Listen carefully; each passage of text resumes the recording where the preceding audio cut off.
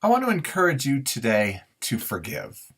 Genesis chapter 50 tells us the story of Joseph. Joseph is Jacob's son, and he's one of 12 brothers. Well, at the time that he was the youngest brother, his older brothers just didn't like him. He had some dreams that didn't paint them in the best light, didn't paint them as the lords that they thought they should be, and they got so mad, they got so angry. These little things got under their skin, and finally it ended up that they sold Joseph, which was actually a better deal for Joseph than they originally thought of. Originally, they were just going to kill him. They threw him in a pit.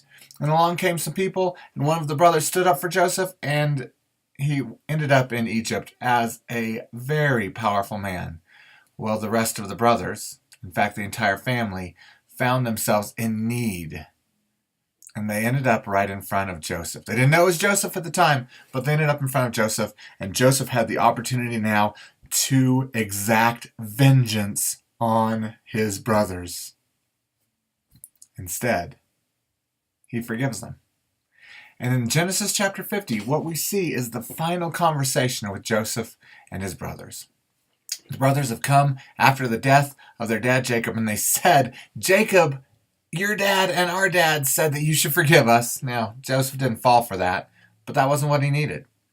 He'd already had enough forgiveness from God. He was going to hand that out.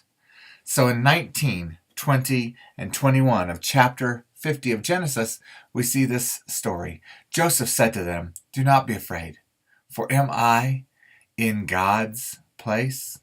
As for you, you meant evil against me, but God meant it for good in order to bring about this present result, to preserve many people alive.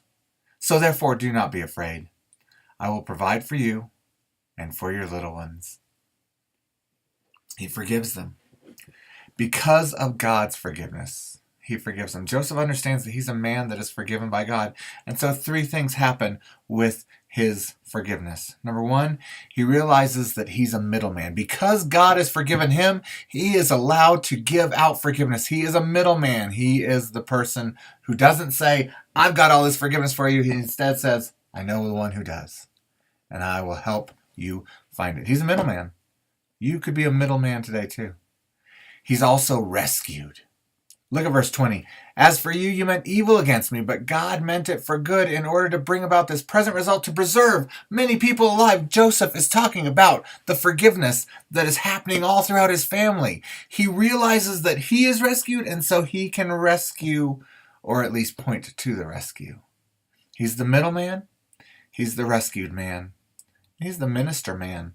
Look at how his forgiveness, Joseph's forgiveness, turns Joseph into a minister. Verse 21 says, so therefore, do not be afraid.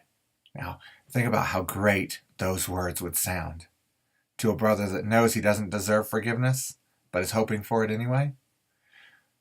Do not be afraid.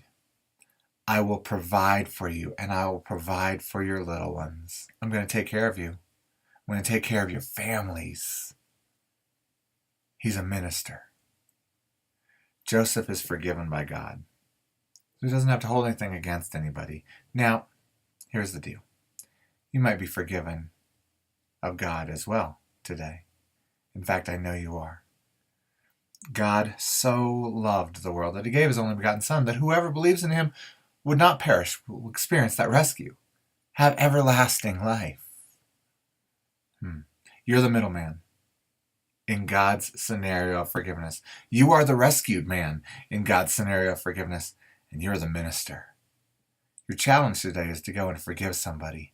Be the middleman. Be the rescue. Be the minister. Know that I'm praying for you. God bless you. Have a great day.